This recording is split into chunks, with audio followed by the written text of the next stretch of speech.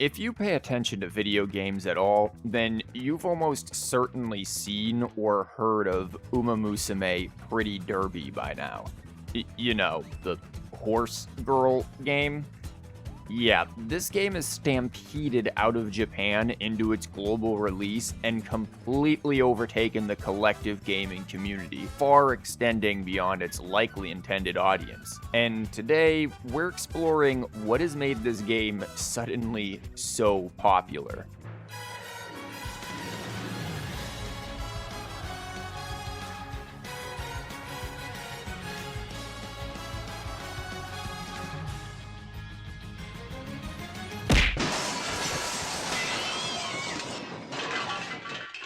Let's be honest, we all know that the primary reason why so many people decided to check out this game is that its very concept is absolutely absurd. Go ahead and tell someone that Umamusume is a game about horse racing, but horses don't even exist in its world. No, instead, it's just horse girls. That person is going to look at you and ask, what do you mean it's horse girls? Yeah, it's horses, but they're anime girls, and they run really fast. The developers could have just went with, oh, I don't know, like normal girls track and field team, but nah, horse girls. One can only imagine how the pitch meeting for this game's development went. So, you train up your horse girls, make them run really fast, and then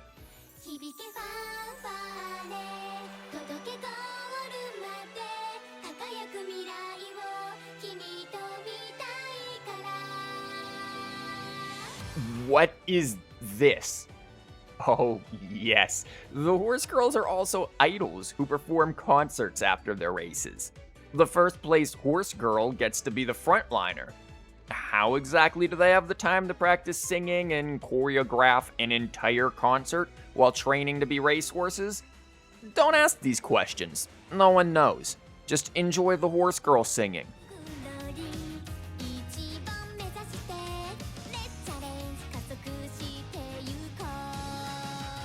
While I'm not a big fan of J-pop, some of the more J-rock styled concerts aren't too bad, honestly.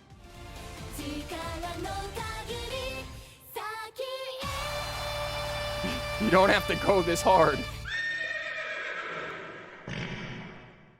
Yeah, on its surface, the game is absurd, and this absurdity has drawn the eyes of a lot of people. But were that all it is, then Umamusume would hardly have retained the following that it's gained these past couple of weeks since its global release. Considering the fact that it's been out in Japan for quite a few years now, it probably would have never gotten a global release at all had nothing else been going for it other than its insane premise. No, there's a lot more to the horse girls than just being horse girls.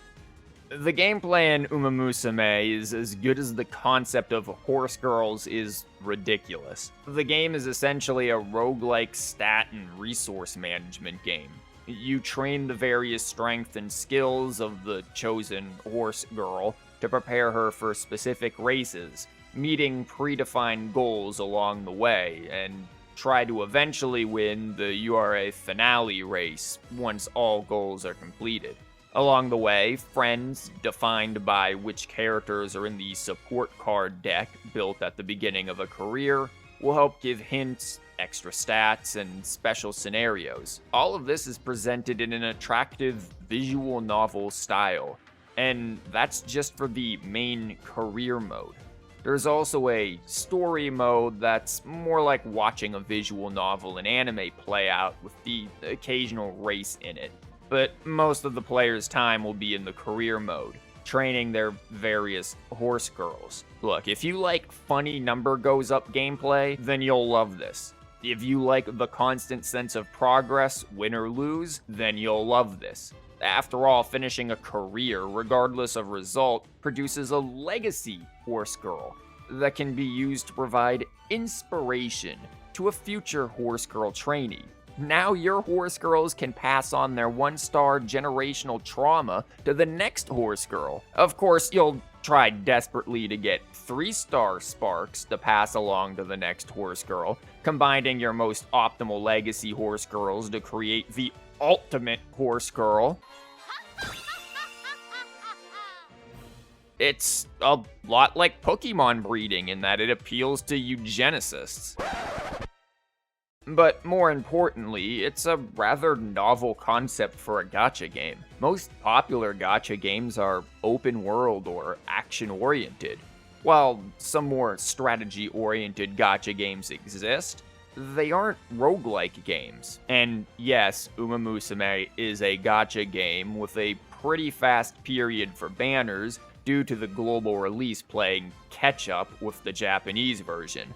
And while gacha games are inherently predatory in their nature, I don't feel that it detracts from the game's value or popularity. On one hand, a lot of people like the gambling rush of gacha games, for better or, in most cases, worse.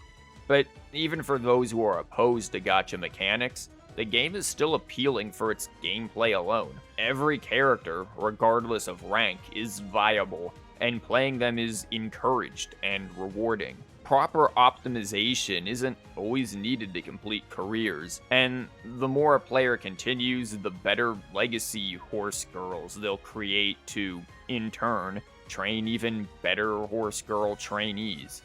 Again, if the absurdity brought people into Umamusume, then the actual gameplay is certainly what is keeping them. And why wouldn't it? The races are exciting, both to watch and be a part of as the player. Number 4, good. We need to start seeing some skills again. We need to start seeing some skills. We need to start seeing a burst. You've got the ability. Number 3, you have the speed. You have the positioning. You have the speed. You've got this, girl. Number 2, can you push past? Can you push past? Number 1, here she goes. Can she hold it? Can she hold it? Let's go. Let's start to see some skills. Let's see that burst. Finish it off here. Velocity up from freaking McQueen. We've got to hold off on that. Rudolph is coming up as well. Can we hold it? Can we hold it? She is holding it. She is holding this. Does she have the stamina to keep going? She does. She's holding it. She's going to make it. She's pulling ahead. There she goes. Believe in the power of Horse Girl. Even the title openings are exciting.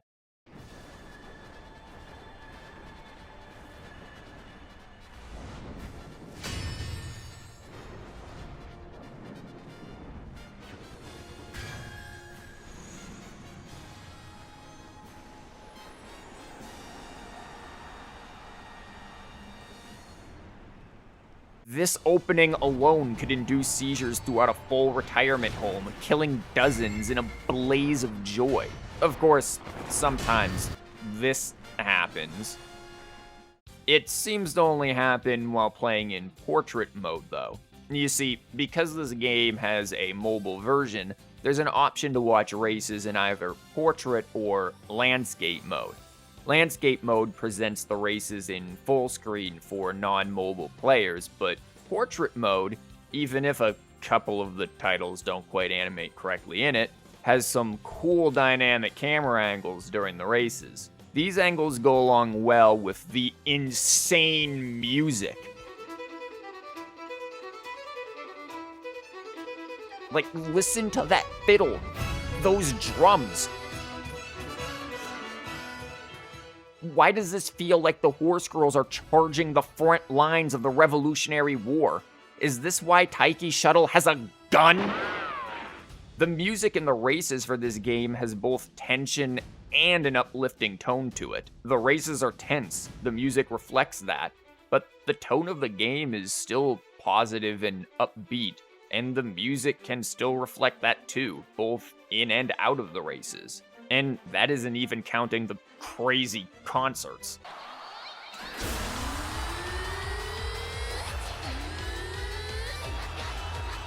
All in all, the races give a different feel than just watching runners. As the player, that is your horse girl running. You trained her, you helped her get there, and each win makes you feel proud of your horse girl. The amount of pride you feel for a character as you progress through the game is unique.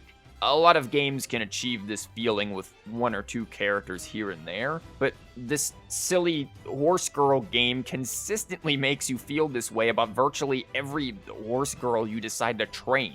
That alone is impressive and worth experiencing, if not just weird to say out loud. And a lot of this attachment has to do with the details in this game, especially for the horse girl characters. On the surface, each of their designs are unique and cool. They aren't overly fan servicey, but one does have to wonder how they run in some of these fancy dresses. Like, Reichsauer, how does your funny little hat even stay on while... Never mind, I asked the wrong question, sorry. In line with the entire tone of the game, the characters and their stories are fun and uplifting. Even some characters with sadder backstories end up with endearing personalities that make watching them succeed feel all the more rewarding. Just look at Haru Arara. Look at how happy she is. Look at that smile. She just came in dead last. But if you're upset at her, well... And these characters are all closely connected to their real-life horse counterparts. Their personalities are influenced by how the real-life racehorses were, which explains why Goldship is such a menace. Like, what is this horse girl doing?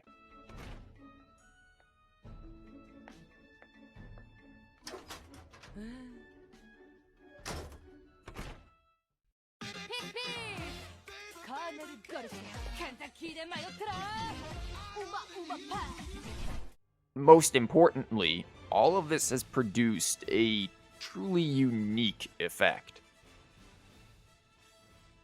The horse girls have managed to bring the entire community together in support of their real-life counterparts. There are people going to visit the ranches of retired horses, using services to buy supplies of food for some of them, like the real Haru Arara, and so on. This game has done well in uniting and interesting people in real horse racing. And even the developers, Cygames, are major sponsors of the horse racing industry, both Japanese and international.